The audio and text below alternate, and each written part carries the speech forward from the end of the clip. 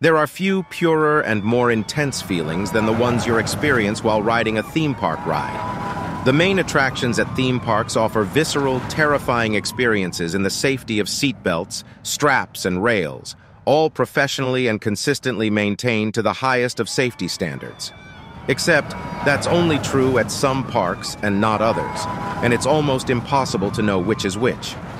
Regulation of a given park's safety might come from local governments, state governments, or the Consumer Product Safety Commission on a case-by-case basis. The Commission themselves have called it a fragmented system. This has led in part to around 30,000 to 45,000 accidents at theme parks each year. With so many unfortunate accidents to choose from, here are 3 of the wildest and worst theme park accidents of all time.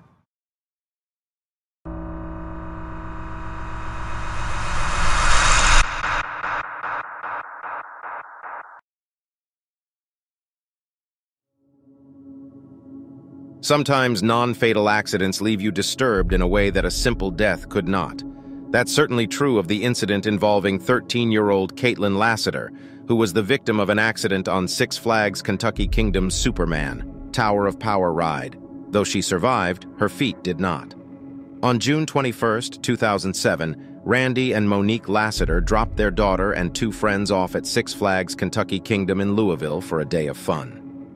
Caitlin's first stop once she arrived at the park was the Tower of Power, a drop tower ride that simulates a 154-foot fall. Riders sit in one of 4 seats in several cars attached to the tower. They are quickly taken 177 feet in the air at 12 miles per hour, held at the top for several seconds, and then dropped around 154 feet at speeds of 54 miles per hour, before being stopped just 23 feet from the ground by magnetic brakes. She and her 2 friends rode the ride once and had no problems. There was a short line as the park was oddly dead, so they decided to ride again. But this time, the ride was different. As the seat moved up, about 20 feet off the ground, the cart jolted and began jerking around violently. She then heard a whipping sound and smelled smoke, as if something was burning. Tragically, the sound she heard was one of the ride's many cables snapping. As the ride continued its way up to the top, more cables began to snap above, striking Caitlin and the other passengers. A cable then dropped directly down on top of Caitlin, splitting her lip and coming to rest across her legs. The riders were screaming and motioning to the operator below to stop the ride, but sadly this was no use as the tower would begin its 154 feet descend back to the ground. The ride dropped, and unfortunately for Caitlin, the cable across her legs tightened, and in an instance of twisted fate, wrapped around her ankles, shattering her left femur and severing both of her feet. Damage to her left foot was too extensive for reattachment, as doctors could not establish a consistent blood flow to the foot. However, they were able to save the right one. Today, Caitlin's reattached foot is functioning as it was prior to the accident. She has gotten used to her left prosthesis and can now walk normally. Her family reached a settlement with Six Flags Kentucky Kingdom that will provide for Caitlin throughout her life. The Lassiters also worked with the Consumer Product Safety Commission to lobby for tighter amusement park regulations. The haunted castle was supposed to be a temporary attraction. However, at the time of the incident, it had been in the park for 5 years. The attraction was made of aluminum trailers that were connected to form the haunted castle, which had a left and right side that mirrored each other. In the attraction, visitors went through narrow corridors and made their way to the end while being frightened by costumed workers. Lights, sounds, and other special effects enhanced the haunted atmosphere. On the evening of May 11, 1984, at about 6:35 p.m., approximately 30 people were inside the haunted castle when a visitor used a lighter to illuminate his surroundings. To give a bit of context, the haunted castle's interior was constructed with wood partitions and plywood, as well as foam padding on the walls. Fabric and paper were used for the decorations, all highly flammable materials. So, when the lighter came in contact with the foam padding on the wall, a fire ignited and quickly spread throughout the structure. Just minutes after the initial spark, the structure was fully engulfed in flames. Most people inside saw the smoke and immediately made their way out. However, some passed it off as part of the attraction's theatrics. Apparently, they thought the fire was all part of the staged horror and reacted slowly. Firefighters responded to the scene, and the fire was under control by 7:45 p.m., so about an hour after the ordeal started. Initially, it was thought that all those inside the attraction had escaped, and only 7 people were taken to a local hospital for smoke inhalation.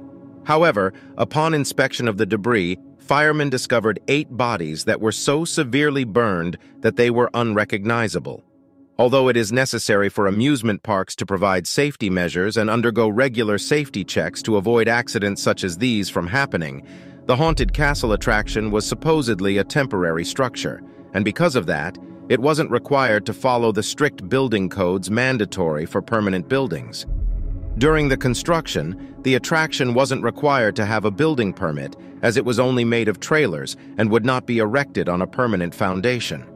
In fact, the Haunted Castle did not even have smoke alarms or a sprinkler system at the time of the accident. Though the owners of Six Flags were seemingly the ones to blame for the catastrophic fire, they technically followed all the rules when the Haunted Castle was constructed. They obtained the necessary permits required for a temporary structure and even opened the attraction for inspection. 14-year-old Tyree Sampson was an honor roll student and an aspiring football player from Missouri.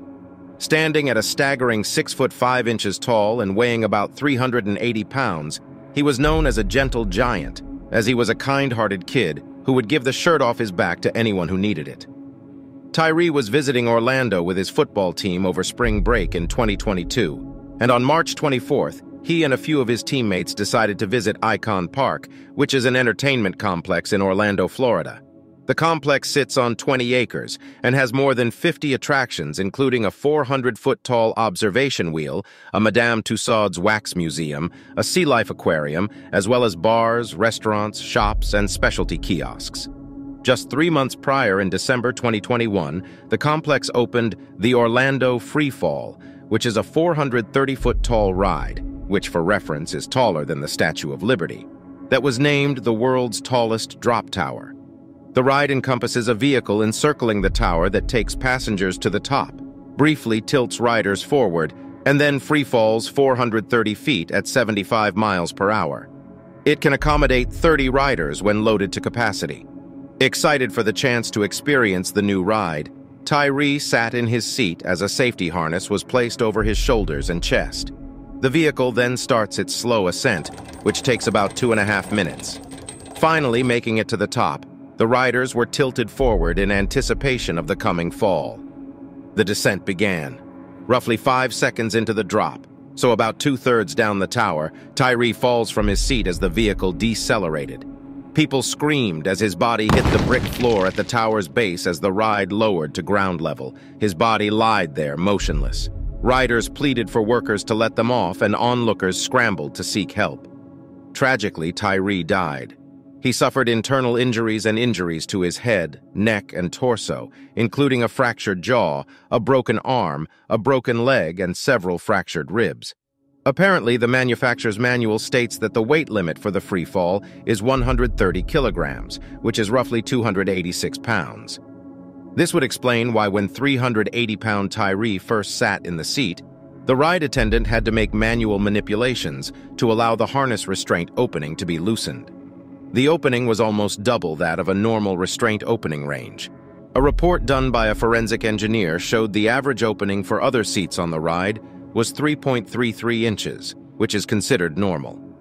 Tyree's seat was adjusted before the ride started to an opening of 7.19 inches. As the vehicle approached the ground and began slowing down, Tyree Sampson slipped through the gap between the seat and harness and fell to his death. During an investigation of the horrific incident, 2 individuals were positioned in a seat with an opening ranging from 6 to 10 inches. Both individuals were able to slip through the restraint opening without assistance.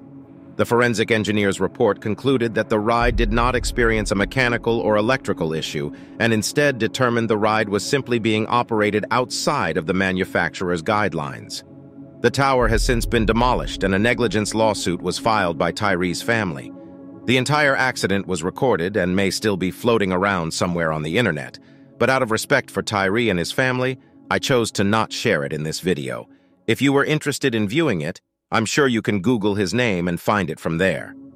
After much research to put this story together, I think the single most disturbing part of it was a statement made by one of Tyree's friends during an interview, who shared that Tyree had been turned away from almost every other ride he attempted to get on the day of his death.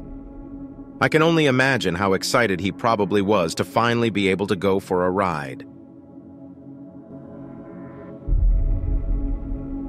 I'd like to take a second to thank you for tuning into Horrific Nightmares.